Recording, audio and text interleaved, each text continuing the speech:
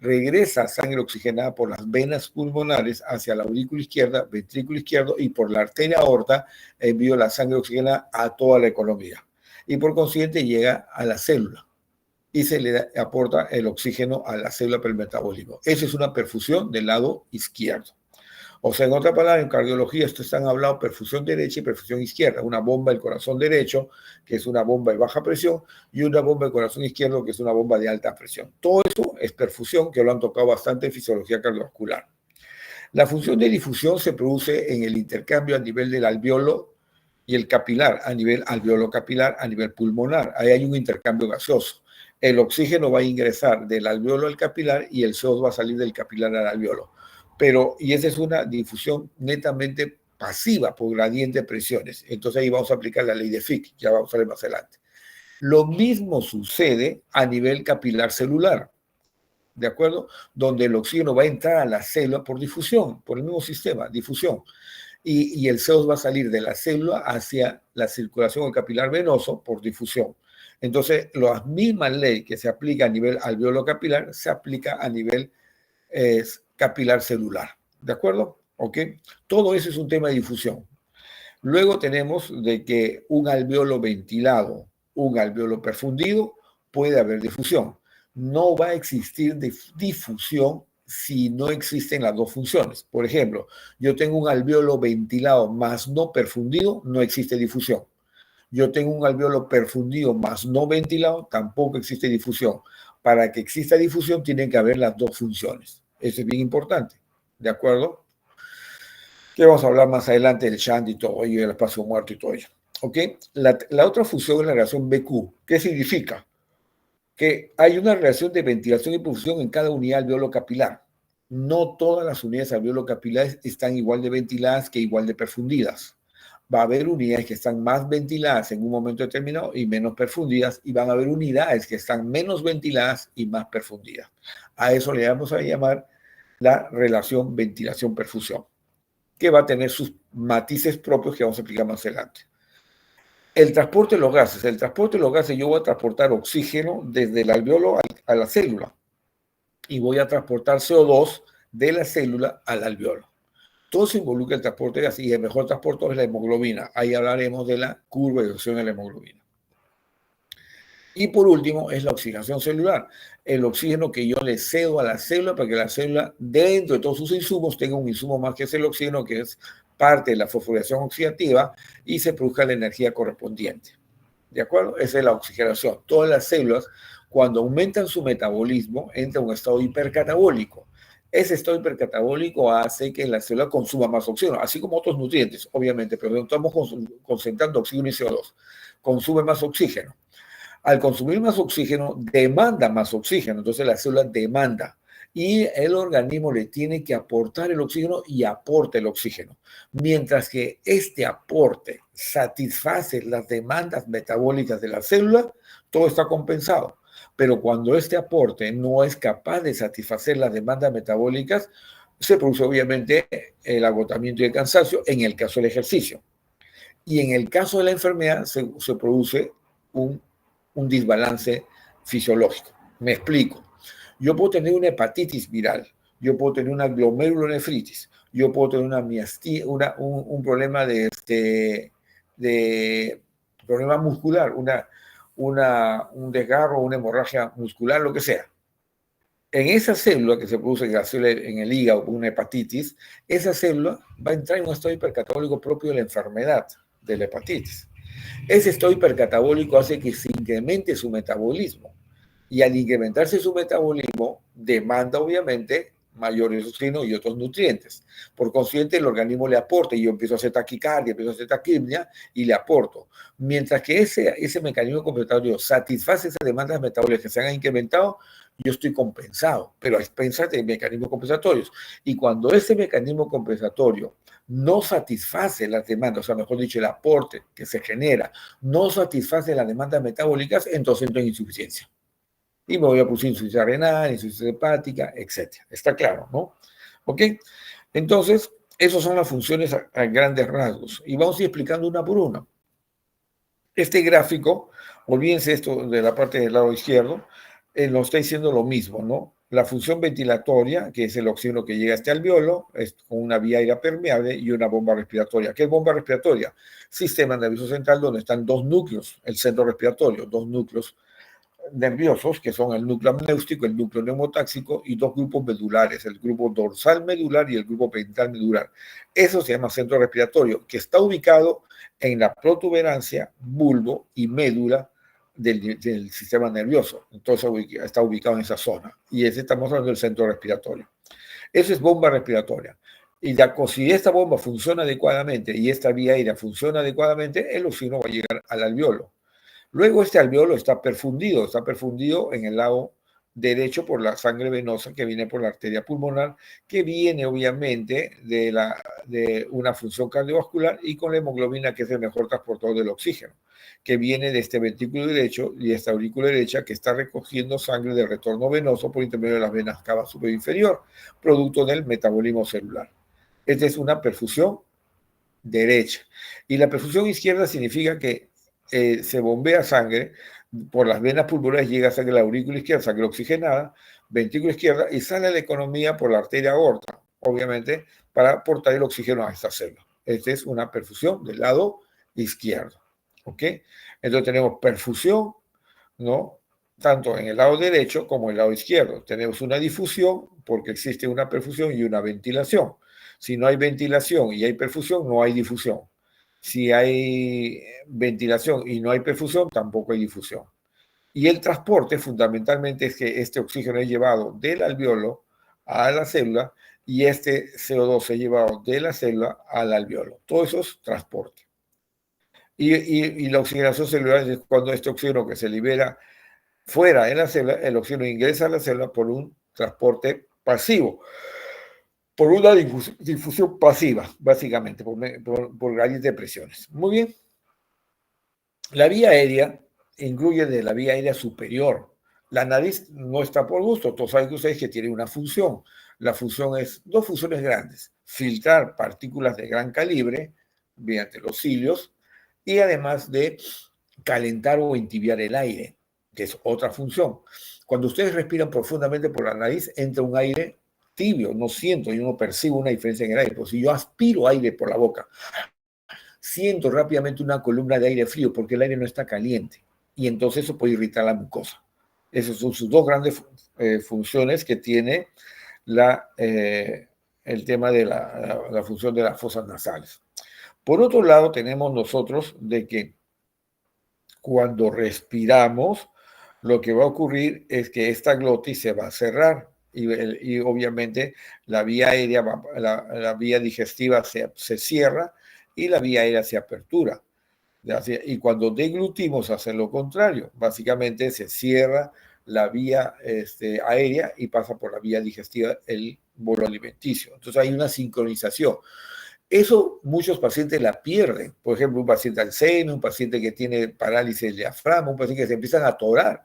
Entonces su glotis, su espacio glótico no se cierra con la epiglotis y los alimentos van a la vía aérea. Es una neumonía aspirativa, etc. O sea, puede haber algunos eventos disfuncionales de este proceso mecánico de la vía aérea superior, ¿ok? Que hay que tener en cuenta. ¿Qué cosa es respiración y cosa es ventilación? Respiración, proceso por el cual el oxígeno es obtenido de la atmósfera, trasladado a la célula, donde se cambia con los diversos sustratos, y el CO2, que es el resultante, retorna a la atmósfera. Respiración celular, intercambio gaseoso a nivel de la célula. Ventilación es el proceso de movilización del gas hacia y desde el alveolo a través de las vías aéreas. Lo que decía, yo voy a ventilar cuando garantizo que el oxígeno que está en el aire ingrese y llegue al alveolo. Y yo garantizo con mi función ventilatoria que el CO2 que está en el alveolo pueda salir al medio ambiente o al aire atmosférico. Entonces, cuando hablamos de la función ventilatoria, tenemos el control de la respiración, la mecánica de la ventilación y como resultado de ello son los volúmenes y capacidades. Control respiratorio lo va a dar el sistema nervioso, el centro respiratorio, los quimiorreceptores que vamos a explicar. Ese es un control respiratorio. Ese control respiratorio se repercute en una mecánica pulmonar, que es el movimiento de mi caja torácica con los músculos. Y ahí ya viene el concepto de la compra y distensibilidad que vamos a hablar más adelante. Esa es mecánica pulmonar. Y de esa mecánica pulmonar se traduce en un producto final que son los volúmenes y capacidades, lo que han visto hoy en la práctica. ¿De acuerdo? Ok. Entonces, para que eso ocurra, el aire tiene que ingresar. Y para eso tenemos que entender que en el aire tiene una composición del 100% de las moléculas gaseosas que existen en el aire ambiental. Usted estamos, cada uno está en su domicilio, está respirando aire ahí de domicilio, que es aire ambiental. De cada 100% o de cada 100 moléculas, 21 de ellas corresponden a oxígeno, 78% de ellas corresponden a nitrógeno y el 1% restante son otros gases. Ahí está el dióxido de carbono, el monóxido de carbono, el helio, etc. El dióxido de carbono se encuentra en una cantidad bastante pequeña, 0,03%, porque este dióxido de carbono lo toma el reino vegetal, produce la fotosíntesis y libera este oxígeno. Entonces en el aire ambiental tenemos 25% de oxígeno. Nos vamos a concentrar siempre con el oxígeno y el CO2, que son las dos moléculas que nos interesan en fisiología respiratoria. Eso no significa que el resto no sea importante, ¿de acuerdo? Y otros componentes no sean importantes para la función respiratoria. Cuando este aire ingresa a la vía aérea, ingresa mediante lo que llamamos aire inspirado, y si el aire sale, es aire expirado. En este caso estamos hablando de aire inspirado. Y el aire inspirado va a entrar con una fracción inspirada. Esa fracción inspirada de oxígeno será 0,21, que no viene a ser otra cosa más la expresión en fracción de la proporción de oxígeno en el aire inspirado. Entonces yo podría decir una fracción inspirada de nitrógeno será 0,78. ¿Ok? Entonces la fracción inspirada es la expresión del porcentaje del elemento de estudio en el aire ambiental. Yo puedo elevar el oxígeno al 50%, claro, mediante la oxigenoterapia. Cuando ustedes ponen una cánula binasal, y eso lo van a hacer cuando hagan clínica, cuando ponemos una cánula binasal, cuando ponemos un sistema de Venturi, cuando ponemos una máscara simple, una máscara de reservorio, lo que estoy haciendo es incrementar el número de moléculas en el aire inspirado y por ende voy a incrementar la fracción inspirada. Y la voy a subir. Por ejemplo, yo empiezo a respirar aire ambiental, o mejor dicho, me ponen una mascarilla y me hacen respirar una mezcla gaseosa con oxígeno al 50%. Entonces, ¿qué he hecho? He incrementado del 21 al 50 con un dispositivo terapéutico. Y al tener un aire que yo respiro con una concentración del 50% de oxígeno, mi fracción inspirada se elevó de 0,21 a 0,5. Porque la fracción inspirada es directamente proporcional al porcentaje de oxígeno inspirado. ¿Ok? Primer concepto. Ahora, aquí hay que entender la ley de Boyle. La ley de Boyle nos explica cómo se comportan estas moléculas gaseosas. Las moléculas gaseosas se comportan de acuerdo a la ley general de los gases. Y recuerden que las leyes generales de los gases tienen tres grandes variables: presión, volumen y temperatura. La presión es directamente proporcional al número de moléculas. A mayor número de moléculas, mayor presión. A menor número de moléculas, menor presión, siempre y cuando tengamos un volumen constante y una temperatura constante. ¿Ok? Entonces, si el número de moléculas está en relación al porcentaje de oxígeno del aire inspirado, o sea, yo estoy respirando 21%, entonces de mis 100% de moléculas que están ingresando, 21 de ellas, o 21% de ellas son oxígeno. Entonces, con esa 21 yo voy a tener una presión inspirada de oxígeno que está en relación al número de moléculas, porque la presión del gas en un compartimiento, a un volumen determinado y a una temperatura determinada, esta presión es directamente proporcional al número de moléculas del gas en ese compartimiento. Y si en la fracción inspirada, que es 0,21, es expresión precisamente del número de moléculas, entonces cuando yo incremente el porcentaje de oxígeno en el aire inspirado mediante oxigenoterapia y lo llevo a una fracción inspirada de 0,5, significa que estoy respirando una mezcla gaseosa de 50% oxígeno, tienen moléculas de oxígeno 50%, mi presión inspirada va a incrementarse porque estoy incrementando el número de moléculas en el aire inspirado. ¿Está claro? ¿Ok? La ley de Boyle también funciona cuando yo mantengo el mismo número de moléculas, la misma temperatura, pero reduzco el volumen. ¿Qué va a pasar con la presión del gas? Se va a aumentar. ¿De acuerdo? Esa es la ley de Boyle. Luego la ley de Dalton viene a ser la que se expresa en la ley, en la presión barométrica. ¿Qué cosa es la presión barométrica? Nosotros, primero, la ley de Dalton, ¿qué nos dice? La ley de Dalton nos dice que en una mezcla gaseosa, la presión que ejerce cada uno de los gases de esa mezcla gaseosa, la sumatoria de las presiones parciales de cada uno de los gases que constituyen la mezcla gaseosa en la presión final. Ah, ya, perfecto. ¿Qué gases tengo yo? 21% de moléculas de oxígeno, 78% de nitrógeno y 1% de otras moléculas. Perfecto. Entonces ahí está el CO2, 0.03%. Respirando aire ambiental, el metabolismo basal a nivel del mar. Perfecto. Entonces, ¿qué me está diciendo? Que sobre mí existe toda una atmósfera, porque estamos a nivel del mar. En esa atmósfera son todos los gases que están ejerciendo un peso sobre un cuerpo. ¿De acuerdo? La ley de la gravedad. Ese peso que ejerce es una atmósfera, que es 760 milímetros de mercurio, igual a una atmósfera. Eso lo tenemos claro. ¿Ok? Cuando nos vamos a Cerro de Pasco, ¿qué ocurre en Cerro de Pasco? Tenemos la misma concentración de aire. Tenemos 21% oxígeno, tenemos 78% de nitrógeno, tenemos 1% otro gas. Pero sin embargo, el número de moléculas es menor porque la atmósfera es menor. A mayor altura, la atmósfera va reduciendo su tamaño. Por ejemplo, voy a poner un ejemplo arbitrario para entendernos. Si yo estoy a nivel del mar y pongamos que yo tengo sobre mí 1000 moléculas, de esas 1000 moléculas, 21% son oxígeno, o sea, 210. 78% son nitrógeno, o sea, 780. 780 más 21 es 99 y el 1% restante serán los otros gases. ¿Ok? Entonces tengo 1000 moléculas que ejercen un peso sobre el cuerpo a nivel del mar. Me voy a la altura y ya no tengo 1000 moléculas porque la atmósfera es más pequeña. ¿De acuerdo? Estoy en altura. Entonces ya no voy a tener 1000, sino voy a poner que tengo 100 moléculas. Al tener menos número de moléculas, cuando esas moléculas de oxígeno, que son 21, ya no son 210, porque ahora solamente son 100 moléculas que tengo en Cerro de Pasco, arbitrariamente hablando, entonces van a entrar menos moléculas de oxígeno en mi presión inspirada, en mi presión alveolar y en mi presión arterial, y hago hipoxemia. ¿De acuerdo? Entonces la persona de altura hace hipoxemia por la disminución de la presión barométrica. Eso lo da la ley de Dalton. La ley de Charles habla de la temperatura. ¿Qué nos dice? No?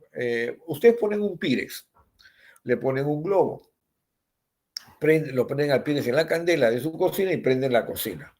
Entonces empieza a calentar el aire que está dentro del Pyrex y empieza a dilatarse y da la apariencia que el globo se está inflando, pero yo no estoy metiendo aire dentro. Lo que pasa es que estoy dilatando el aire y eso hace que el globo, entre comillas, parezca que se infla, básicamente. En otra palabra, el incremento de la temperatura dilató el aire. Eso es lo que está ocurriendo en la ley de Charles.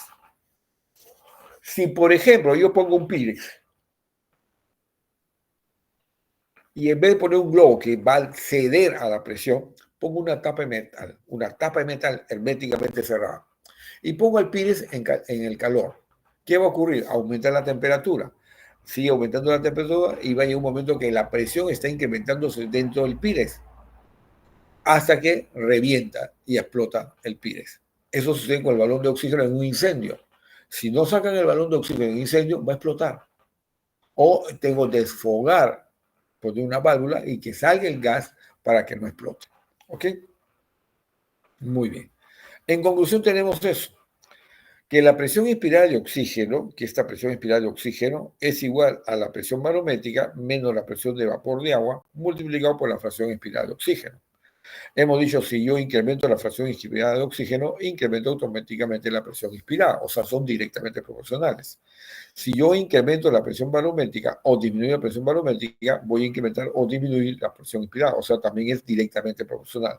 Pero sin embargo, la presión de vapor de agua va a depender de la temperatura corporal.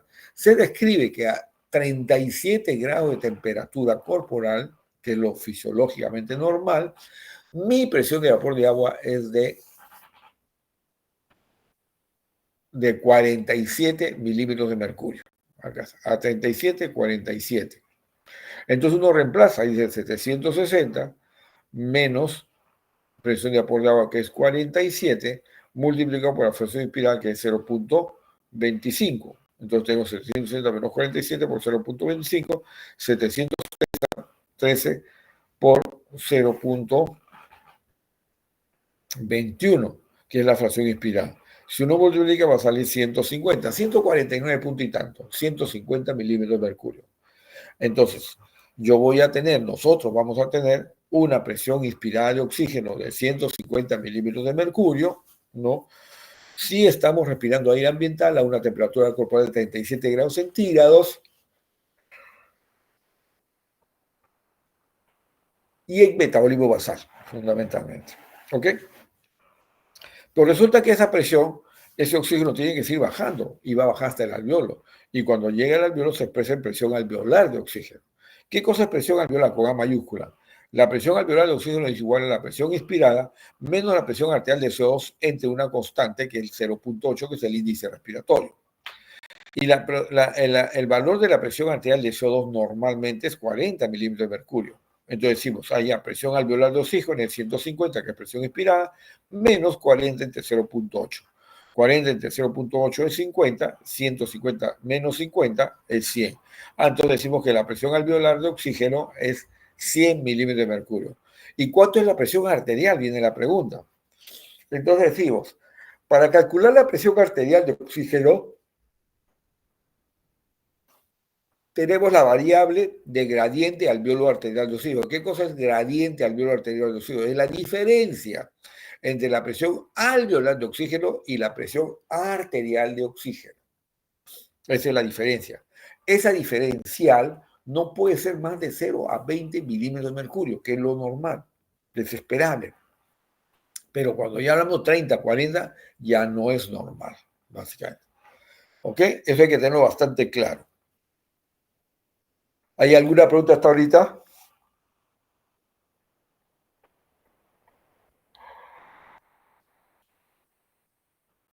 Bien. Doctor, disculpa, ¿podría repetir otra vez qué era la fracción espiral? Por favor. Présteme atención porque si no voy a empezar a repetir todo el curso, ¿ya? Porque yo voy a ir avanzando y cada vez a ir No, sí, sí, complicando más, solamente ¿de sí. acuerdo? Presten atención, ¿ya? Sí. Vuelvo a repetir. Presión inspirada de oxígeno son las moléculas de oxígeno que ingresan a la vía aérea. Esa presión inspirada de oxígeno tiene tres variables. Acá está, presión inspirada de oxígeno es igual a presión barométrica menos presión de vapor de agua por la fracción inspirada. Presión barométrica ya hemos dicho que es 760 milímetros de mercurio, correcto. Presión de vapor de agua es cuál es la presión de vapor de agua a mi temperatura corporal de 37 grados centígrados. A esta temperatura corporal de 37 grados centígrados, que lo tenemos nosotros fisiológicamente hablando, generamos una presión de vapor de agua de 47 milímetros de mercurio. Correcto, 47. Y eso multiplicado por esta fracción inspirada que es 0,21, que no viene a ser otra cosa más la expresión o la fracción que expresa el porcentaje de oxígeno en el aire inspirado. Si yo incremento este porcentaje de oxígeno en el aire inspirado porque le hago oxigenoterapia al paciente, lo puedo llevar a 0,48, 0,50, dependiendo de mi indicación. Para que tengan una idea, si yo, ¿saben lo que es una cánula binasal? Es un dispositivo de oxigenoterapia. Eso es clínica, no es fisiología, pero vamos aplicando a la clínica. Yo le pongo una cánula binasal a un paciente a 1 litro por minuto, que he hecho con la fracción inspirada, le he aumentado a 0,24. Si le pongo 2 litros, 0,28. Si le pongo 3 litros, 0,32. Si le pongo 4 litros, 0,36. Si le pongo 5 litros, 0,40. Y si le pongo 6 litros por cánula binasal, 0,44. ¿Qué cosa he hecho? Al incrementando el flujo de 1, 2, 3, 4, 5, 6 litros por minuto de oxigenoterapia por una cánula binasal, he ido incrementando el porcentaje de oxígeno inspirado y por consiguiente la fracción inspirada de oxígeno. Si le pongo un sistema de Venturi, me voy entre 0,24 a 0,50. Si le pongo una cámara simple, me voy entre 0,6 a 0,7. Si me voy a una mascarilla con un reservorio, estoy manejando 0,8 a 0,9, o sea, 80-90% de oxígeno en el aire inspirado. Eso es lo que estoy haciendo con la conducta terapéutica. Lo que estoy haciendo es incrementar el porcentaje de oxígeno en el aire inspirado. Y por ende, aumento la fracción inspirada de oxígeno. ¿De acuerdo? Ahora está claro, ¿no? Si nosotros hacemos toda esta ecuación, sale 150 milímetros de mercurio. Eso es siempre y cuando esté a nivel del mar para tener una atmósfera, esté con una temperatura como de 37 grados centígrados y que esté en metabolismo basal respirando aire ambiental.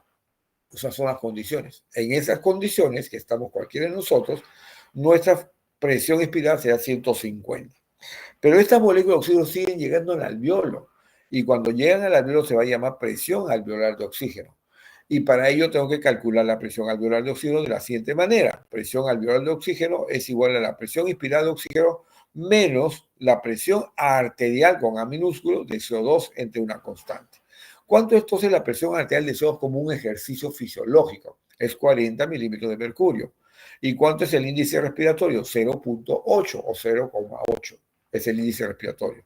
Entonces, si yo tengo que la presión inspirada era 150, que la presión arterial de CO2 es 40, que la constante es 0.8, puedo calcular la presión alveolar. Y calcula una presión alveolar que viene a ser 100 milímetros de mercurio. En otras palabras, ¿por qué? Porque están haciendo 150 hasta 40 metros, entre 0.8 y 50, 150 menos 50, 100 milímetros de mercurio. Entonces, mi presión alveolar de oxígeno es 100 milímetros de mercurio. Pero a mí me interesa más que la presión alveolar, me interesa averiguar qué cosa es la presión arterial de oxígeno. Y resulta que hay un concepto previo que es bien interesante que se llama gradiente alveolo arterial de oxígeno. Es igual a la presión alveolar de oxígeno menos la presión arterial de oxígeno. Esa gradiente, fisiológicamente hablando, es de 0 a 20 milímetros de mercurio. Entonces, si yo tengo 100 milímetros de mercurio en el alveolo, yo podría tener en esta unidad alveolo capilar 80 milímetros de mercurio como presión arterial de oxígeno. Y la diferencia sería 20, que está en el rango de la normalidad. Entonces, esa es la gradiente. Es una diferencia entre la presión alveolar. Yo puedo tener gradiente cero. ¿Qué significa? Que si tengo presión alveolar de 100, mi presión arterial de oxígeno también es de 100 milímetros de mercurio. 100 menos 100, 0, gradiente cero. ¿De acuerdo? Ah, pero es normal, porque la gradiente cero es normal. Ok, perfecto. Ahora bien, cuando sustituimos toda esta fórmula, nos sale que la presión arterial de oxígeno es de 100 a 80 milímetros de mercurio y que tenemos un valor de normalidad de gradiente alveolo arterial de oxígeno de 0,20 milímetros de mercurio. Entonces, cuando la cifra de la presión arterial de CO2 esté por debajo de 80 milímetros de mercurio, se va a decir que es hipoxémico. Entonces estamos frente a una hipoxemia. Esa hipoxemia puede ser leve, moderada o severa. Leve, cuando este 70 se convierte entre 70, la leve entre 80 y 70, la moderada entre 70 y 60 y la severa menos de 60 milímetros de mercurio, básicamente. Entonces ya acá hemos definido también qué cosa es hipoxemia, leve, moderado y severo, que se basa en relación a la presión arterial de oxígeno. Desde este momento tienen que ser conscientes que la presión arterial de oxígeno es la medición de las moléculas libres de oxígeno en sangre.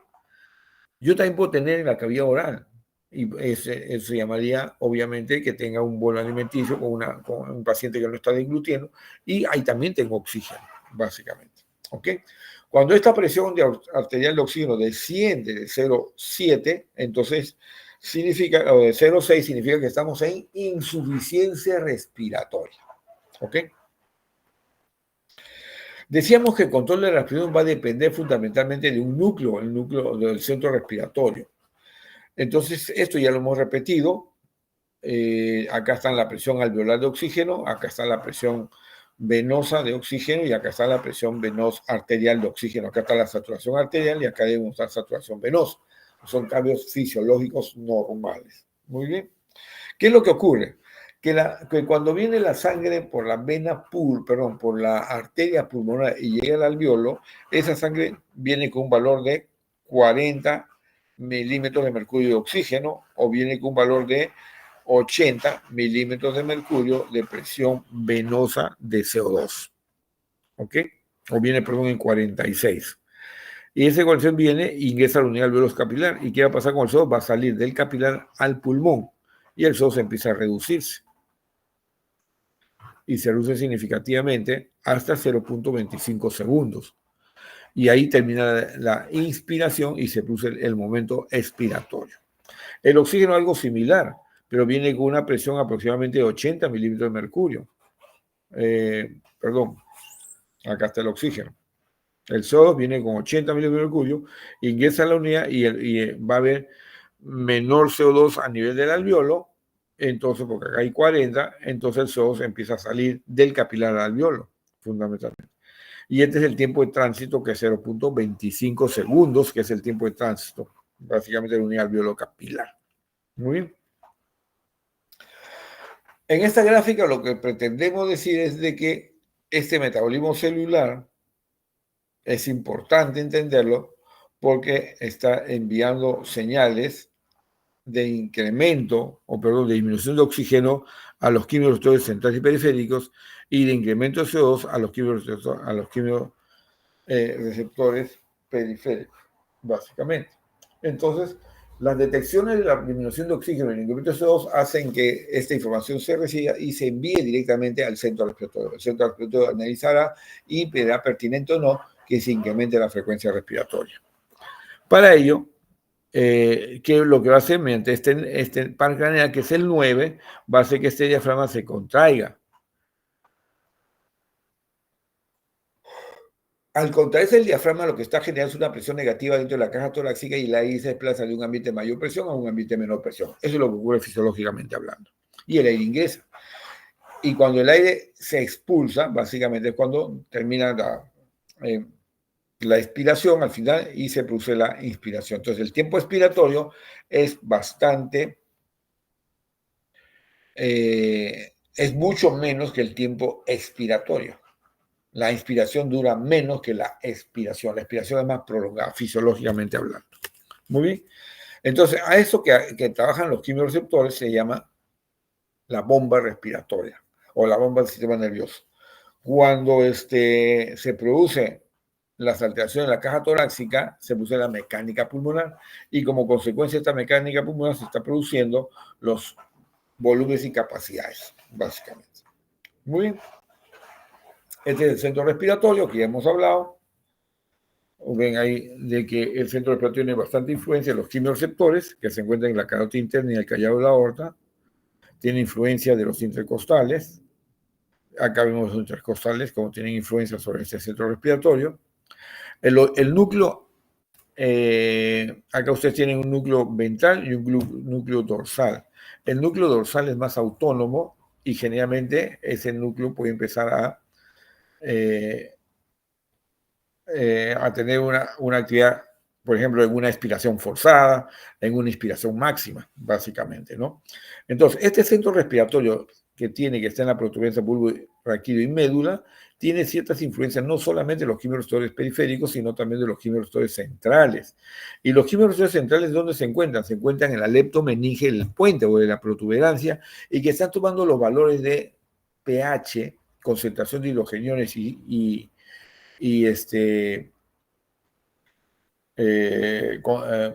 concentración de hidrógeno y CO2 del líquido cefalorraquídeo, que no viene a ser otra cosa más que una expresión propia de lo que está ocurriendo en sangre también, básicamente. ¿Ok?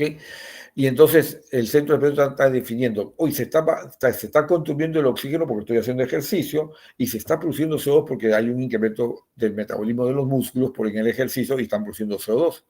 Entonces, ¿qué hace el centro? Analiza esa información, incrementa la frecuencia respiratoria como que incrementa la frecuencia cardíaca con la intención de mandar más moléculas de oxígeno a la célula porque la célula está demandando oxígeno porque está con alto consumo de oxígeno. Y entonces empieza a incrementar la frecuencia cardíaca y empieza a incrementar la frecuencia respiratoria, fundamentalmente. Ahora, también existen no solamente los quimiorreceptores centrales y periféricos actúan sobre el centro respiratorio, también tenemos los quimiorreceptores, por ejemplo, propioceptivos de los músculos y tendones, que también actúan sobre el centro respiratorio, irritantes de la vía respiratoria superior, o otros receptores sensoriales como lo de estiramiento del parénquima pulmonar o el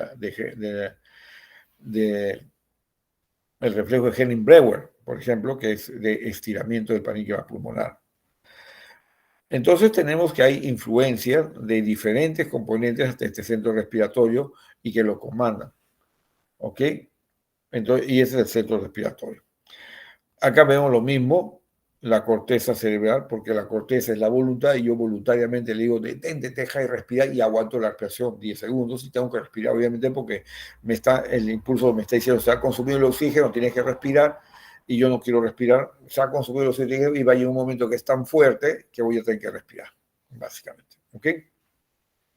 Esto es lo mismo, receptores periféricos, receptores de músculos y tendones, los quimioreceptores de estiramiento de parénquima pulmonar y de irritantes, la corteza cerebral, fundamentalmente, ¿no? Muy bien. El centro neumotáxico, el centro amnéustico, el grupo dorsal y el grupo ventral, medular.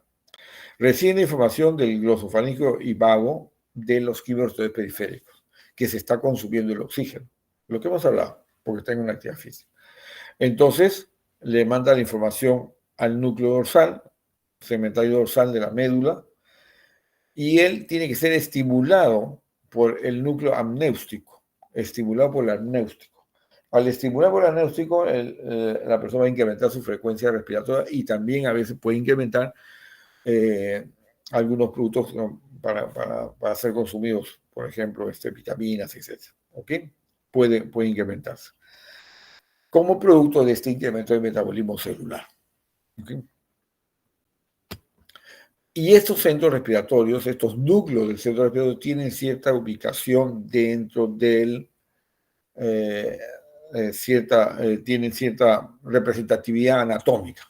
Es así que el centro medular, que es el área rítmica, el grupo dorsal es netamente inspiratorio y el grupo ventral es tanto inspiratorio y expiratorio, pero en el ejercicio, o sea, con esfuerzo. El centro neumotáxico inhibe la inspiración y el centro amnéustico estimula la inspiración, lo que hemos dicho en el cuadro anterior. La expresión anatómica de estos núcleos es del grupo dorsal, el núcleo del fascículo solitario. El grupo ventral también es el núcleo ambiguo y retroambiguo, perdón. Y del centro neumotáxico, la expresión anatómica es el núcleo parabraquial medio. Son expresiones fundamentalmente anatómicas. Ya hemos hablado del grupo dorsal, ¿no? Y hemos hablado del grupo ventral. En fisiología, generación del ritmo respiratorio, el grupo neumotáxico inhibe la rampa inspiratoria, el amnéustico más bien tiene mecanismos, digamos, el amnéustico se encuentra, acá lo vemos, es el que va a inhibir el momento expiratorio. O sea, viene el impulso del nervio vago y glosofaríngeo y ese amnéustico estimula para que se dé un impulso nervioso por el nervio frénico, se contraiga el diafragma, los intercostales y se pulsa la función ventilatoria. Pero a su vez también este amnéustico es bloqueado por el neumotáxico. Al bloquearlo, el amnéustico no produce ninguna acción y ese impulso que le había dado al diafragma cesa o termina y el diafragma se relaja. Es por eso que la inspiración dura más que la expiración. Se calcula en una frecuencia respiratoria de 15 veces por minuto. La inspiración fundamentalmente va a demorar entre 3 a 4 segundos, mientras que la expiración es más prolongada. Por ejemplo, yo puedo tener un segundo inspiratorio y 3 a 4 segundos expiratorios, básicamente. Lo que les dije en un momento, que son las expresiones, que es lo que va a ocurrir en el centro medular, un grupo dorsal que es inspiratorio, un grupo ventral que es tanto inspiración y expiración en el ejercicio.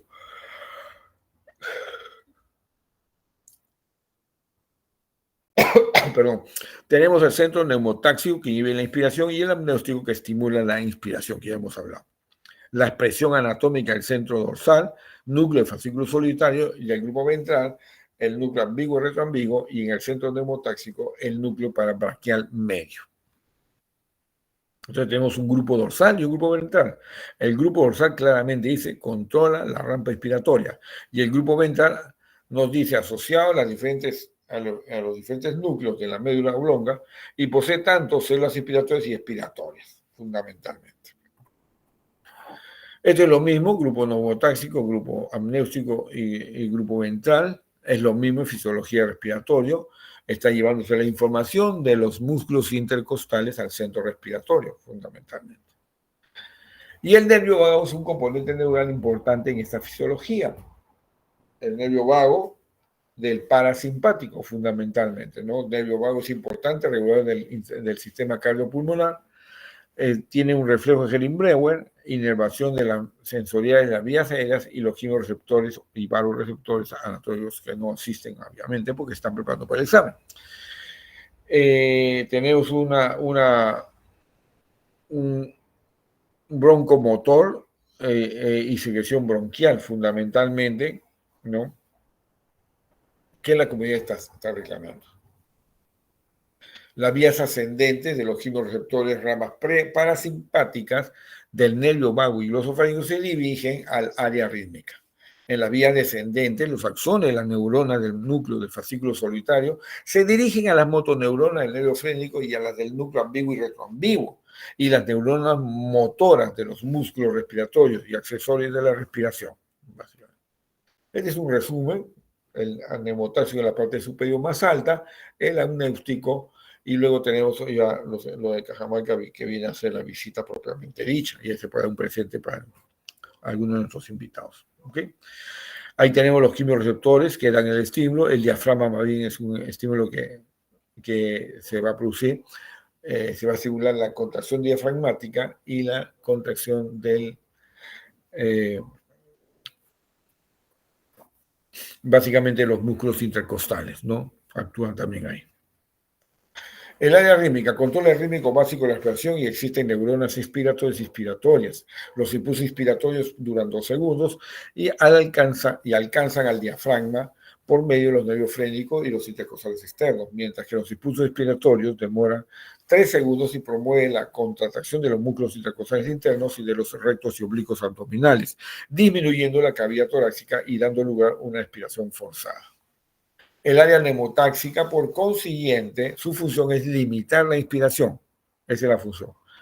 Transmitiéndolo a impulsos inhibitorios continuos en el área inspiratoria. El área amnéustica utiliza el aporte inferior de la protuberancia, ahí está ubicada, coordina la traición entre inspiración y expiración, y su función es inhibir la expiración y estimular la inspiración. Prolonga la inspiración y, por lo tanto, la frecuencia respiratoria. Los quimioreceptores, que pueden ser periféricos o centrales, los periféricos abundan en la mayor cantidad, y ahí lo ven, oxígeno, pH y CO2, mientras que los centrales responden básicamente al CO2 y pH. Por X razones puede haber un incremento del CO2. Ese incremento es detectado rápidamente por el organismo y lo que hace es incrementar la frecuencia respiratoria para botar el CO2 que se está produciendo, y empieza a incrementar la frecuencia respiratoria. Y eso por un estímulo de los quimioreceptores fundamentalmente, y me lleva al incremento de la función ventilatoria. Por otro lado, tenemos de que el CO2, el incremento del CO2 se adiciona o mejor dicho, es por el incremento del CO2. Y ahí tenemos que el incremento del CO2 más hidrógeno y ácido carbónico, vamos a tener una disminución del CO2, básicamente, ¿no? Y el oxígeno se va desplazando hacia el momento izquierdo. Es así que tenemos los quimioreceptores. Los quimioreceptores periféricos detectan las variaciones del CO2, del oxígeno, del pH, en la espirometría, y le damos la intervención correspondiente, básicamente. Por ejemplo, en esta gráfica tenemos que todas esas líneas tienen una PO2 de 110 milímetros de mercurio, o sea, exactamente medido. Y se le ha hecho dilución a una sustancia que va a variar, obviamente, su concentración de colesterol y lípidos en sangre, pero no tanto. Y por eso lo traigo. Entonces, ahí ya medita un análisis más profundo del porqué de las cosas. ¿Okay? La regulación de la ventilación, dice, oxígeno y pH actúan sobre los quimioreceptores periféricos, carotídeos y aórticos, y las neuronas sensoriales referentes. El CO2 tiene quimioreceptores centrales, y las selecciones y control voluntario, centros respiratorios superiores, como el sistema límbico. Grupo dorsal está expresado por las neuronas somático-motoras, el escaleno y esternocleidomastoideo, las intercostales externos y el diafragma. Y el grupo ventral es las neuronas somático-motoras, intercostales internas y músculos rectos y oblicuos rectos y oblicuos abdominales. El tiempo de la respiración. Hemos dicho que la inspiración es fundamentalmente es más pasiva. Habitualmente es de 50, La inspiración es de menor tiempo que la expiración. Existen en el parénquima pulmonar algunos receptores que responden al distensionamiento del pulmón y aumentan el tiempo expiratorio y disminuyen la frecuencia. Por ejemplo, el SAP, COR2, ¿no? Que es el músculo liso aumenta el tiempo expiratorio y se define la respuesta con disminución de la frecuencia respiratoria, y el reflejo Henning-Brewer se detuvo en la progresión de la enfermedad.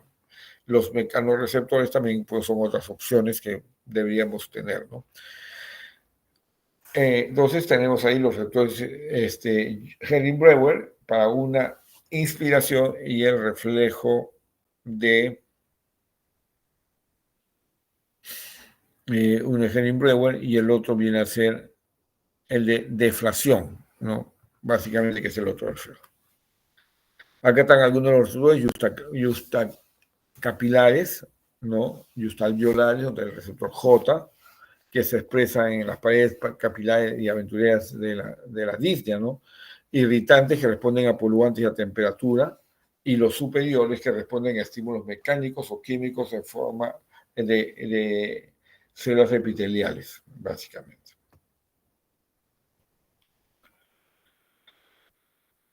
En esta diapositiva lo que tratamos de explicar que los vasoreceptores también están produciendo un estímulo, una acción sobre el centro respiratorio. Es así que, por ejemplo, el aumento de la presión arterial puede causar hipoventilación o apnea refleja, y la disminución de la presión arterial puede causar hiperventilación, básicamente. Entonces decimos, ¿no? Incrementa la presión y empiezo a hipoventilar. ¿Qué significa hipoventilar? Que no boto el CO2, se está empezando a acumular el CO2, y cuando no boto el CO2 es fácil que el CO2 que está en sangre pase al alveolo. Actualmente no compiten porque el CO2 está pasando del alveolo al capilar y el oxígeno está pasando del capilar al alveolo. ¿Okay? Pero eso lo veremos más adelante. Acá los vasoreceptores. La disminución de la presión arterial puede causar una hiperventilación, dolor y temperatura. Los estímulos de los nervios aferentes causados en cambio en la respiración causan un cambio en la respiración. El dolor causa apnea e hiperventilación. El calentamiento de la piel produce hiperventilación. El descenso de la temperatura corporal produce una disminución de la frecuencia respiratoria, y la hiperventilación es la fiebre, se deberá a los estímulos termorreceptores del hipotálamo. Este es un resumen de lo que estamos hablando, fundamentalmente. Igual, es la protuberancia del bulbo raquídeo, cómo influenciamos todos los otros componentes del reflejo de Henning-Brewer, que es la sedación con un equipo, básicamente. Y ahí tenemos receptores centrales, periféricos, el voluntario, en los músculos, los tendones y otros. Eso nos traduce a la mecánica pulmonar. Entonces ya estoy pasando de lo que es control de la respiración, me voy a mecánica pulmonar porque están ahí nomás. ¿Qué dice la mecánica pulmonar? Que en la inspiración, que es activa, entonces yo voy a tener que músculos que expandan mi caja torácica. Mi caja torácica no es sellada, no es hermética. Mi caja torácica puede tener una expansión tóraco-abdominal, o puede tener una expansión, obviamente, no hago ejercicio y empiezo a tener atrofia muscular, y eso hay que evitar. Entonces, tenemos que esa gráfica nos está diciendo cómo se comporta la inspiración, luego cómo se comporta la expiración, y se evalúa, obviamente, cómo se han comportado, ¿no? El diafragma se contrae y se le trae a los pulmones una lanceta, básicamente, ¿no? Muy bien. Los músculos de la respiración, ya hemos hablado de algunos. Uno de los más importantes es el esternocleidomastoideo, básicamente. En el colegio médico, entre que me saluda o no me saluda, lo llamé Amador, ¿va? Y busqué una coordinación, básicamente, ¿no? Para ver estos músculos. Y tenemos ahí que hay músculos netamente inspiratorios y expiratorios accesorios de la respiración. Por ejemplo, el esternocleidomastoideo, por ejemplo, una mayor contracción del diafragma, por ejemplo, los intercostales externos en la inspiración. Y así hay una infinidad de músculos, ¿no? Músculos de respiración forzada, el impulso hacia afuera y hacia adentro, respiración forzada. Los esternocleidomastoideos, el escaleno, serratio posterior superior, pectoral menor, básicamente. Y luego tenemos que los músculos de la respiración forzada que impulsan hacia abajo y arriba, ¿no? Entonces hay varias hipótesis, trastornos torácicos, serrato posteriores a las infecciones, intercostal interno, oblicuos externo y abdominales transversos, básicamente que empiecen a actuar. Bueno, eso es básicamente lo que ya hemos revisado, ¿no? Se incrementa la cavidad torácica en la inspiración, el diafragma se eleva más y obviamente se produce una pérdida surfactante, los diámetros se van yendo reduciendo y esa es la articulación que viene a ser, que es constante, ¿no? Una articulación a nivel de la columna y el hígado, por ejemplo, una hepatitis. Si yo puedo hacer una ecografía, o sea, fuera y todo el órgano, probablemente tenga una mejor visión del problema. Se contrae el diafragma en la expiración y luego el diafragma está en reposo como en una cúpula y al contraerse pone en forma horizontal y genera presión negativa dentro de la caja torácica y el aire se desplaza de un ambiente de mayor presión a un ambiente de menor presión. Y es lo que ocurre en la diapositiva de al lado, una disminución de presión. Y eso está en relación al volumen, porque hemos dicho, ¿no? Entonces, cuando yo disminuyo la presión, aumenta el volumen. Cuando aumento la presión, disminuye el volumen, fundamentalmente.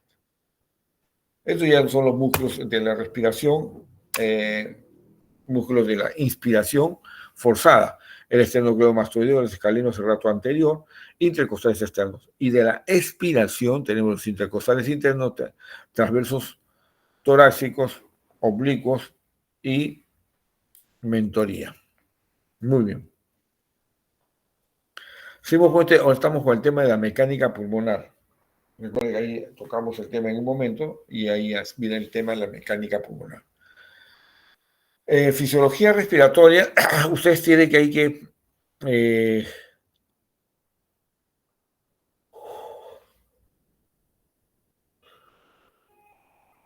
que ver la factibilidad de que se pueda estar produciendo este evento, ¿no? Lo que ocurre básicamente es de que cuando nosotros inspiramos, tenemos que vencer ciertas resistencias a la vía aérea y a la expansión propia del tórax y pulmón. Entonces muchas veces estamos respirando hondo y no respiramos profundamente porque no estamos siendo capaces de estimular a la utilización de los músculos accesorios a la respiración, fundamentalmente. Entonces la mecánica de la ventilación, interrelaciones entre el volumen de gas y la presión intratorácica adecuada en cada ventilación.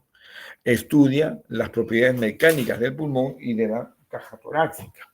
Y por último tiene dos ramas, la mecánica estática y la dinámica. La caja torácica tiende a expandirse y el pulmón tiende a colapsarse. Y en el medio está el espacio pleural entre dos fuerzas y por eso que es negativa, básicamente. ¿Ok? Entonces tenemos ya el término de la compliance pulmonar. Entonces decimos, ¿qué cosa es la compliance pulmonar? La compliance pulmonar es la propiedad que tiene el individuo o la persona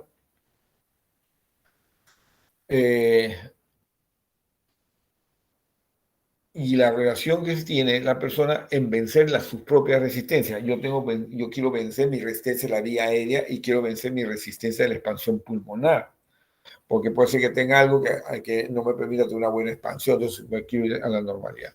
Esos dos datos fundamentales me sirven para ver la función pulmonar básica, ¿no?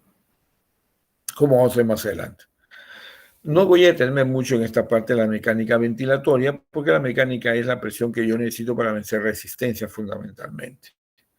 La atmósfera, ahí se ejerce la atmósfera en la superficie terrestre. Bueno, ya sabemos que a nivel del mar 760 milímetros de mercurio con una diferencial de 0, que significa que no hay diferencia entre la inspiración y expiración.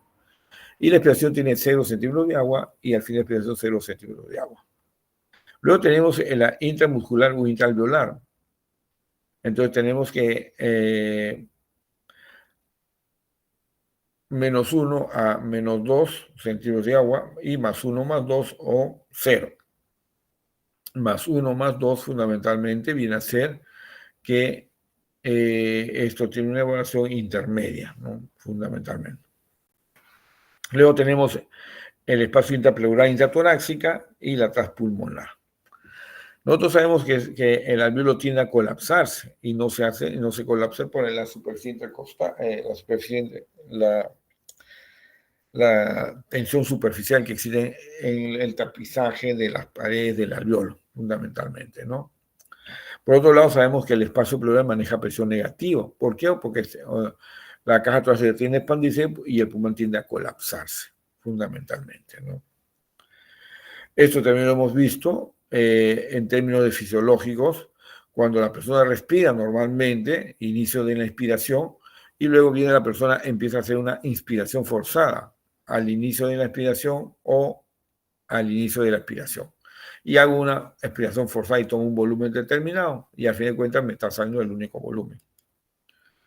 Son similares en la ventilación mecánica y espontánea, y la inspiración está por encima de la línea de base, inspiración está por debajo. Forma de onda y presión expiratoria, ventilación espontánea y ventilación mecánica. Ventilación mecánica, los dos movimientos son positivos, básicamente. Lo que no se convierte en, básicamente, en una ventilación espontánea. ¿Qué factores afectan a la ventilación? La compliance, resistencia constante de tiempo y trabajo respiratorio. La compliance es la fuerza que yo debo generar para vencer mis propias resistencias. Hay una compliance tóraco-pulmonar y una compliance de pegamento de la vía aérea. La compliance tóraco-pulmonar, ya más personas no pueden pensar esta compliance. ¿Qué significa? La fuerza que yo tengo que generar para vencer dos resistencias, la resistencia de la vía aérea, porque el tubo de repente es demasiado angosto, y la resistencia de la expansión tóraco-pulmonar, porque de repente está fallando el sistema nervioso periférico, la placa mioneural, el propio músculo, o tengo múltiples fracturas costales, y cualquiera de esas circunstancias hace que no pueda dar la clase, por ejemplo. ¿De acuerdo? Entonces la compliance es eso. Es la fuerza que nosotros necesitamos para vencer la resistencia. Y esta resistencia es la expansión tóraco-pulmonar y la vía aérea. Y cuando hablamos de expansión tóraco-pulmonar, estamos hablando de sistema nervioso central, sistema nervioso periférico, placa mioneural, músculo, espacio pleural y caja torácica, fundamentalmente. Entonces, la compliance es la fuerza que uno necesita para vencer su propia resistencia.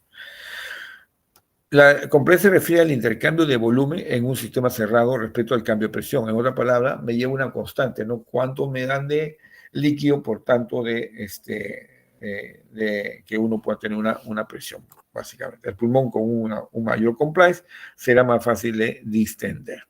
Ahí está una compliance alta y una compliance baja, poco volumen, ¿se dan cuenta?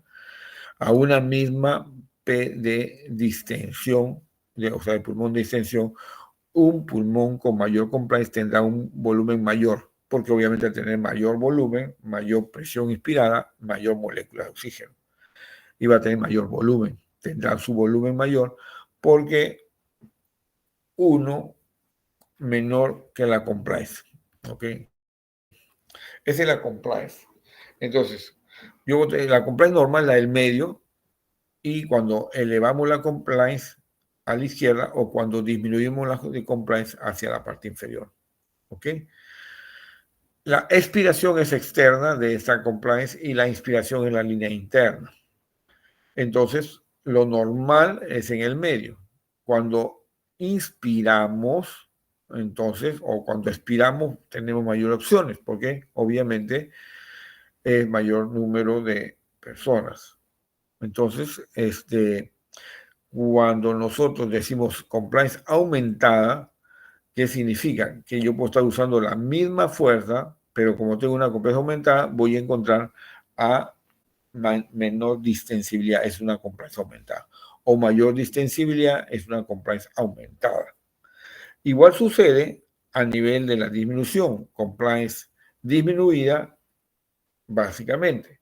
Y los compliance disminuidos significan de que no se ha logrado toda la competencia de entrenamiento previo, ¿no?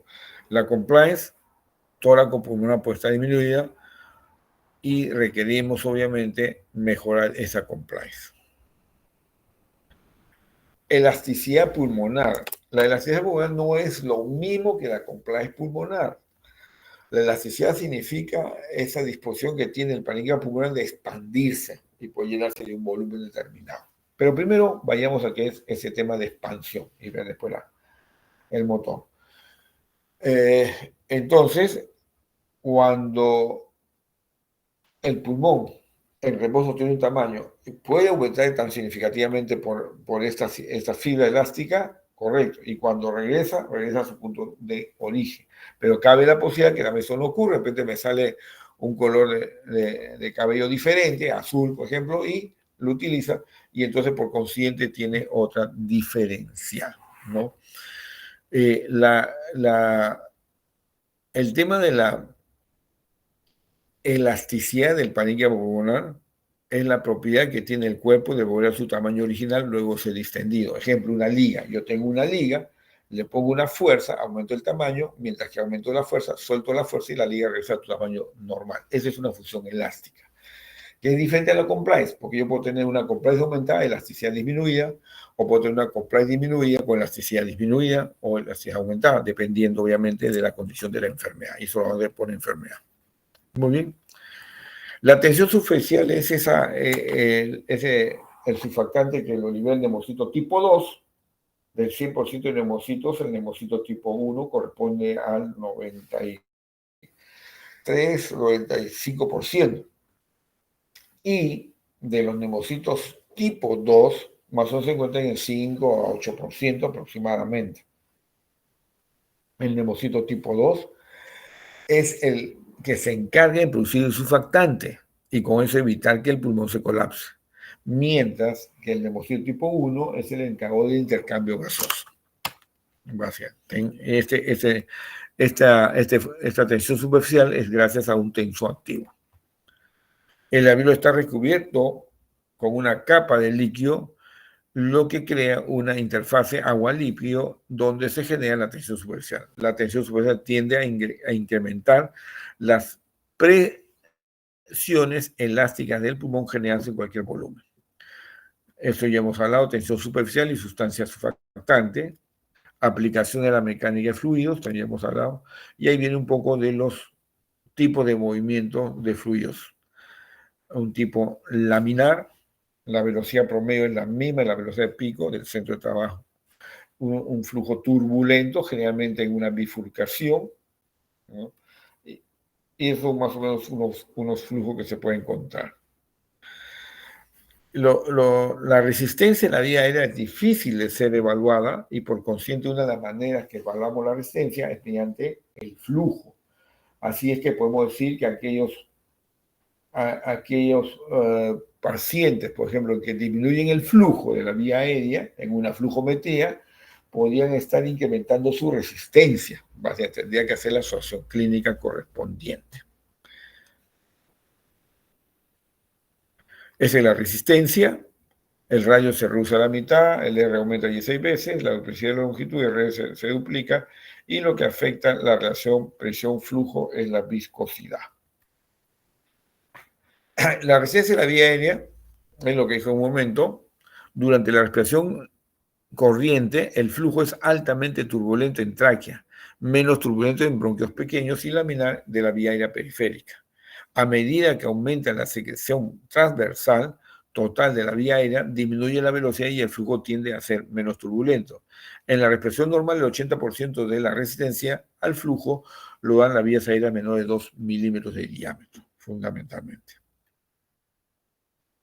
La resistencia al flujo de la vía aérea cambia marcadamente a diferentes volúmenes pulmonares, por lo que su medición se hace a volumen pulmonar conocido.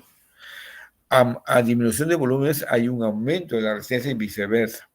Dos factores contribuyen a la dependencia de la resistencia al volumen pulmonar. Uno es la tensión elástica de los alvéolos y el efecto del sistema nervioso autónomo, que es el parasimpático. La resistencia de las vías aéreas, tenemos que hay una tensión elástica de alvéolos a volúmenes altos del alvéolo, están distendiéndose y la tensión es alta. Bronquios rodeados y unidos por alvéolos, la tensión los obliga a estar abiertos y con las paredes son distensibles. El sistema nervioso autónomo, ¿no? Parasimpático, a volúmenes altos, los mecanorreceptores se distinguen y activan enviando información por el nervio vago, quien se ejerce hacia ejerce una acción disminuyendo el tono muscular y la vía aérea. Entonces nosotros vemos que la compliance es la fuerza que hace mi sistema para vencer la resistencia de la vía aérea o la resistencia de la espacio tóraco-pulmonar. Básicamente, ¿qué es lo que nos interesa? ¿Preguntas? ¿Preguntas? Muy bien. Constante de tiempo. O sea, hay una desigualdad distribución de la ventilación en los pulmones en diferentes regiones de compliance o resistencia. Estas diferencias de regiones pueden ser expresadas en función de la constante tiempo. Y la constante tiempo da una resistencia por la compliance. Lo que se trata de explicar es básicamente, durante la inspiración, uno toma aire hondo y el alveolo se pega al capilar. El intercambio gaseoso es muy rico en ese momento. Y durante la expiración, el alveolo se distancia del capilar. Y entonces el grosor de la membrana aumenta y hay poder de intercambio, básicamente, ¿no? Nosotros mantenemos una constante volumen que es 1 segundo. Hacemos la prueba durante 6 segundos, pero tomamos los valores al segundo 1, segundo 2, segundo 3, segundo 4, segundo 5. Podría hacerse eso. Las diferentes constantes de tiempo pueden existir en diferentes regiones del pulmón, área del pulmón que tiende un incremento de la resistencia o disminución de la compliance tendrán una gran constante de tiempo. Unidades de pulmón con gran constante de tiempo requieren gran tiempo inspiratoria para insuflar, básicamente. Si la frecuencia respiratoria es alta, solo las unidades pulmonares con constantes de tiempo corto serán insufladas y por ello mala distribución de gases y disminución de la ventilación alveolar. Y ahí está hablando con propiedad, básicamente. Hay un ejemplo de cómo se incrementa el espacio muerto, ¿no? Básicamente. Ahí, por ejemplo, es el pulmón, el trabajo respiratorio, retracción elástica del tórax y pulmones, 50% de energía, y resistencia de fricción al flujo y resistencia a la fricción de los tejidos. Recuerden que ustedes tienen la resistencia que hemos hablado, tóraco-pulmonar, pero de la vía aérea también es una resistencia, básicamente, que va a influenciar los resultados. El acto fundamental de la respiración espontánea requiere la generación de una presión de la vía aérea de impulso, consecutiva a la fuerza constante inspiratoria que inicia el flujo que sobrepasa las propiedades elásticas de resistencia al flujo y de inercia de la totalidad del aparato respiratorio. Lo que hemos conversado desde el principio, ¿no? Luego tenemos la presión parcial de oxígeno, que ya hemos hablado de la fracción inspirada, hemos hablado de los flujos laminares que tienen que ser turbulento, tensionado o laminar. La resistencia tiene una fórmula fundamentalmente muy complicada, y esta está dada por la resistencia del tejido pulmonar más la resistencia de la vía aérea. La resistencia de la vía aérea constituye el 80% de la resistencia total y la resistencia de la vía aérea puede elevarse en forma significativa en presencia de algunos medicamentos. Las vías aéreas superiores son responsables del 20 a 40% de la resistencia total de la vía aérea. Aumenta al respirar por la nariz y la resistencia en las vías aéreas periféricas es menor. La superficie de corte transversal es mayor. La mayor resistencia al flujo del aire la opone a las vías aéreas de mediano calibre. Bueno, ahí solamente para ilustrar el ejemplo, que cómo se comportan estas variables que hemos dado a conocer en relación, por ejemplo, a un volumen alto, un volumen bajo, un volumen alto. Y entonces, ¿quién puede tener un volumen alto? Un pintor, un volumen que, digamos, donde la capacidad pulmonar es mayor, ¿no? Y eso es porque existe menor resistencia, porque existe una gradiente de presión de país bastante amplia y que permite, obviamente, poder ciertos matices en su regalo. El retroceso elástico alveolar, hemos dicho que el pulmón tiende a expandirse, pero también tiende a colapsarse y no se hace en su totalidad porque existe este famoso surfactante. Cuando hablamos de volumen bajo significa que primero que hay un esfuerzo expiratorio que se va perdiendo, ¿no? Fundamentalmente hay menor retroceso en mayor comparación dinámica en lo que ha ocurrido. Eso es en los volúmenes, fundamentalmente.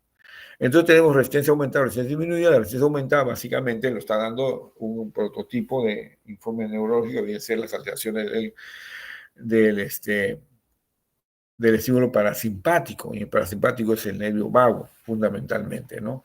La acetilcolina, metacolina son parasimpáticos. En cambio, en el otro lado están los simpáticos miméticos, que van a producir menor resolución o mayor dilatación. Ahí están el estímulo simpático, el beta-2 el oxionítico, el SO2, el oxígeno, sistemas parasimpáticos.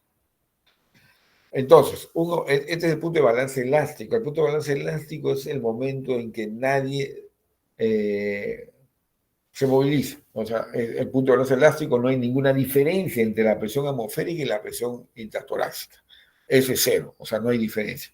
Mi presión barométrica afuera es 760 y dentro de mí 760 milímetros de mercurio. O sea, no es influenciado por la edad. La dinámica de la ventilación. La finalidad de los movimientos respiratorios es incrementar el flujo aéreo en los pulmones. El principal músculo inspiratorio es el diafragma, siguiendo los músculos intercostales externos, pectorales, esternocleidomastoideo. Los músculos respiratorios son intercostales internos, rectos, oblicuos, abdominales. La expiración normal es el resultado de la elasticidad del parénquima pulmonar. Y se concluye que el trabajo respiratorio depende del cambio de presión por unidad de cambio de volumen. El trabajo elástico es el necesario para vencer el retroceso elástico y el trabajo de la resistencia para vencer la resistencia de las vías aéreas. La ventilación de los pulmones está determinada por el esfuerzo del sistema respiratorio y las propiedades elásticas y resistencia del aparato respiratorio. Las propiedades mecánicas de la respiración se utilizan en la determinación de la distensibilidad pulmonar, las resistencias pulmonares y el trabajo de la respiración. Bueno, y ahí vemos lo que hemos hablado y cómo se comporta con la parte negativa, básicamente, de gráfica. En la parte inferior ven que la gráfica es muy similar, pero uno puede hacer algún ejercicio en su domicilio, básicamente, ¿no? ¿Alguna pregunta?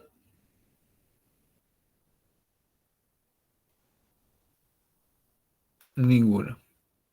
Acá solamente para mencionar algunos músculos inspiratorios como el diafragma, intercostal externo, esternocleidomastoideo, escaleno, y algunos músculos de respiración cuyos mecanismos respiratorios es los eventos expiratorios que dan los intercostales internos, rectos y oblicuos abdominales. Ya hemos hablado que existe una respiración interna, que es a nivel pulmonar, y una respiración externa, que es a nivel de célula, fundamentalmente. La distensibilidad es el incremento de la distensibilidad, significa grandes volúmenes, pero poco eficientes. O sea, tienen una circulación muy pobre y no le permite hacer mayor análisis. Entonces, la distensibilidad aumenta en dos condiciones, el enfisema y las personas de edad mayor de 60 años de edad, por ejemplo. ¿Ok? Pueden tener estos eventos de disminución o mejor dicho, producción del enfisema con valores normales. Está disminuyendo la distensibilidad en todo el resto de enfermedades, fibrosis, edema pulmonar, atelectasia, obesidad, todo está disminuido, básicamente. Eso es lo que vamos a tocar: volumen, flujo, presión, resistencia, ciclo y trabajo de la respiración. Volúmenes y capacidad, ya ustedes conocen los volúmenes y capacidades, resulta de la medición de ellas de un espirómetro pletismógrafo y resulta de las combinaciones de dos o más de estos volúmenes. Los volúmenes corrientes, volumen tidal, aumenta de aire inspirado y expirado en cada respiración normal de hasta 500 mililitros. 150 mililitros el espacio muerto anatómico, vías aéreas de conducción. Volúmenes y capacidad de volumen. La sumatoria de volúmenes me da las capacidades. Es así que tenemos el volumen de reserva inspiratorio, volumen extra de aire obtenido en la luego de realizar una inspiración forzada. Volumen de reserva expiratorio, volumen que ha expulsado en una expiración forzada, luego una red de expiración normal. Volumen residual, volumen de aire que se queda en los pulmones luego de una expiración forzada. Muy bien. Entonces hemos hablado de volúmenes y capacidad como resultado de la mecánica pulmonar y la mecánica pulmonar como resultado del control de la respiración. Capacidad vital es el volumen de aire que se puede movilizar durante una inspiración y expiración forzada. Son los volúmenes y capacidades, también los volúmenes y capacidades básicamente cómo se va comprometiendo. Capacidad respiratoria funcional y capacidad pulmonar total. La ventilación pulmonar se le cruza una ponencia en la tarde, básicamente. Esto ya hemos hablado, el volumen minuto por la frecuencia respiratoria, y eso viene a ser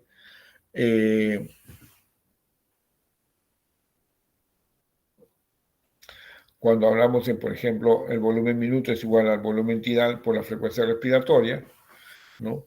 Es una variable que hablamos de ventilación minuto o volumen ventilatorio en el primer segundo, ¿no? Básicamente. Hay un tiempo expiratorio que es más corto que el tiempo expiratorio. El espacio muerto, y acá estamos hablando que hay una etapa de no conducción que está en el 150 milímetros o 150 centímetros de agua. Ahí están los volúmenes. En esos volúmenes vemos que eso más o menos una cuadra, una foto que es para una persona de aproximadamente 21 años de edad, sexo masculino, pero pueden ser que los datos estén equivocados. Ustedes ven ahí que hay un volumen tidal, que el promedio es a 10 mililitros de oxígeno por cada gramo. Y efectivamente acá tenemos más o menos como 1000, ¿no? Aproximadamente un poquito 1100 de repente. Si le sacamos el 20%, será más o menos como 300, 400 soles, que es lo que podía ver acá, como volumen tidal. El volumen de reserva inspiratorio, fundamentalmente es el volumen que se adquiere ya la compra de los equipos y todo eso. Acá tenemos volumen de reserva inspiratorio, volumen tidal, volumen de reserva expiratorio y volumen residual. Estos volúmenes se miden en algunos equipos que vienen a ser y se llama la pletismografía. Recuerden que la espirometría no me mide el volumen residual, por consiguiente no me puede medir el resto de volumen. En cambio, la pletismografía corporal sí me puede medir esos volúmenes. Si sumamos volumen tidal y volumen de reserva inspiratoria, se va a llamar capacidad inspiratoria. Si sumamos el volumen de reserva expiratoria y el volumen residual, se va a llamar capacidad residual funcional. Si sumamos los volúmenes cambiables, reserva inspiratoria, volumen tidal y volumen de reserva expiratoria, o sea, todo esto acá se va a llamar capacidad vital, básicamente. La perfusión hemos hablado que es un componente tanto derecho e izquierdo, ¿no? Interacción de las presiones arteria venoso alveolo. El pulmón tiene 3 zonas. La zona 1, donde la presión alveolar es mayor que la presión arterial y mayor que la presión venosa. La zona 2, donde la presión arterial es mayor que la presión alveolar y muy similar a la presión venosa. Y la última es que la presión arterial es mayor que la presión venosa y esta es mayor que la presión alveolar, básicamente.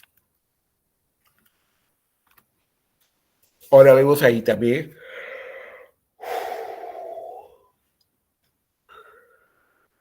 las cavidades del corazón derecho son cavidades que tienen una baja presión, básicamente, presión sistólica 25 y presión diastólica de 8, bastante bajo, ¿no? Okay. La resistencia vascular pulmonar, esta resistencia en fórmula, pero que a fin de cuentas no es fácilmente medible, se utiliza en la indirecta de la saturación. Los mecanismos principales para mantener la presión del sistema vascular pulmonar: reclutamiento capilar, número de vasos perfundidos, distensión y cantidad de perfusión. Es lo mismo, básicamente, que vamos a generar mayor flujo, ¿no? Vasoconstricción hipóxica, cuando obviamente no llega oxígeno a la célula, la vasoconstricción, y eso también cuando no enviamos oxígeno a órganos vitales, entonces debemos hacer dilatación de otras zonas. La vasoconstricción en zona de la presión alveolar de oxígeno bajo debe al flujo hacia alveolos de la presión arterial de oxígeno alveolar, de oxígeno óptimo, distribuyendo así la perfusión entre zonas más ventiladas. Bueno, ahí vemos a los factores que aumentan con la resistencia, baja de peso, hipercapnia, acidosis, hipertermia, estimulación simpática con esta de adrenalina, flujo sanguíneo, presión de la vía aérea, embolia pulmonar, es esclerosis, ¿no? Y cuando vemos vasodilatación pulmonar, vemos oxígeno, hipocapnia, alcalosis, agonistas beta-adrenérgicos, isoproterenol de glutamina, nitroprusiato, prostaglandina E1 y teofilina. Entonces decíamos que este 21% que se libera por los partidos, en virtud de campañas, tendría que ir a que se presente en otros horarios fundamentalmente, ¿no? Para poder hablar de esta concentración del 21% de oxígeno en el aire inspirado. Esta es la membrana alveolo-capilar y la difusión, movimiento de las moléculas de gas de una zona de mayor presión a una zona de menor presión, a otra zona de menor presión. Y ahí tenemos, ¿no? La presión alveolar de oxígeno es de 120 milímetros de mercurio y en una compresión pulmonar es de 40 milímetros de mercurio. O sea, el oxígeno difundido del alveolo a los capilares, ¿no? Entonces, ¿cuál es? Uno dice, si yo tengo 120 con 40, sería 80. Básicamente la diferencia que se queda ahí. ¿Ok? Ahí en los complejos pulmonares es de 40 milímetros de mercurio y el oxígeno difundirá del alveolo a los capilares. Ese es el problema, ¿no? Ese es el problema. Factores que influyen en la difusión, fundamentalmente, ¿no? Ya son las 11, 9, 10, 11. No sé si ahí lo dejamos o continuamos. ¿Qué dicen? Un ratito. Los factores que influyen, estamos ya en la difusión. Doctor, disculpe, creo que ya podemos ir a descansar y es las 11. Ya, sí, porque ya están cansados, ¿no? A ver, sí, termino esa idea, ya, termino la idea de la difusión, okay, y ahí lo dejo por ahí, ¿ya? La difusión fundamentalmente tiene tres factores importantes. El área, que es el área de intercambio gaseoso, que son las membranas alveolo-capilares, si lo pudiese distender, puede tener un área entre 50 a 150 metros cuadrados. Una persona promedio tiene más o menos una cancha de tracing, 87, 88 metros cuadrados. Es de la superficie. La otra variable es el grosor de la membrana alveolo-capilar.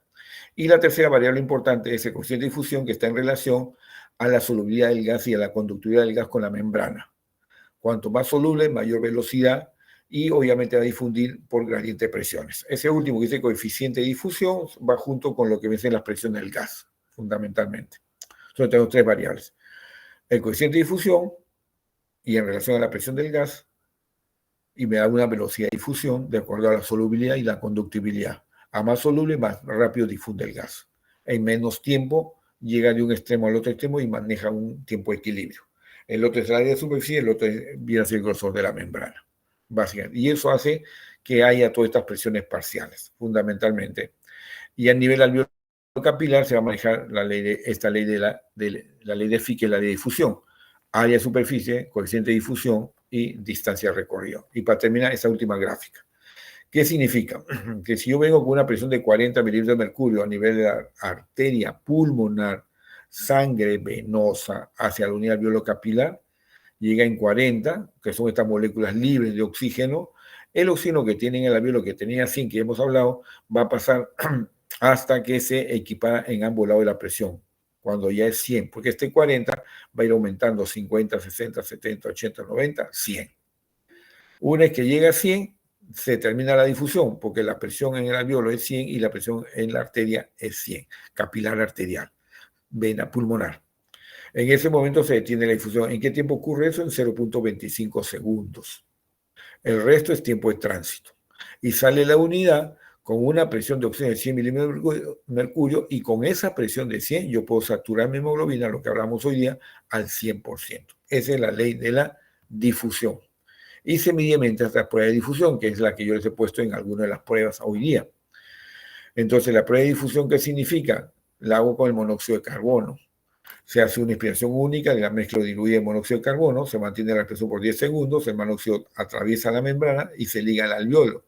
Y se hace una expiración forzada y se bota todo el monóxido que queda. Entonces quedó monóxido ligado a la hemoglobina y monóxido que salió. Y se mide y se ve la diferencia entre el monóxido expirado y el monóxido inspirado y me da un valor. Y dependiendo de ello puede ser mayor o menor.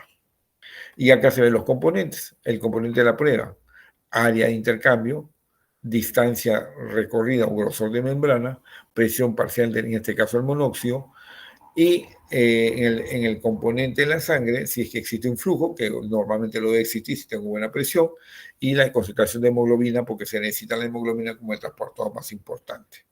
De estas 5 variables, conocemos la tasa de hemoglobina del paciente, valoro que no tenga problema de flujo sanguíneo porque clínica y hemodinámicamente están bien, su presión parcial se conoce tanto en el aire inspirado y aire expirado, El área de intercambio también conocemos porque se puede predecir si en cuanto disminuye una lobectomía, una neumotomía al área de intercambio. Y por último, se desconoce esta distancia. Entonces, la prueba sirve para definir esta distancia. Este es el grosor de la membrana alveolo-capilar, ejemplo, fibrosis pulmonar.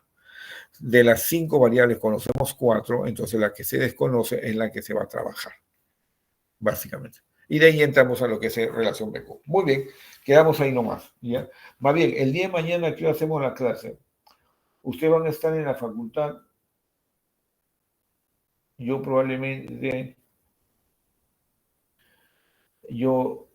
de repente voy a llegar un poco tarde ahí porque tengo que hacer varias cosas. No sé si es factible pues, hacerla igual en la noche. Está bien, doctor, podemos hacerlo virtual en la noche. Ya, perfecto. Ok, nos quedamos acá, ¿ya? Estamos coordinando. Muy Está bien, bien, doctor. gracias. Buenas noches. Buenas noches, doctor.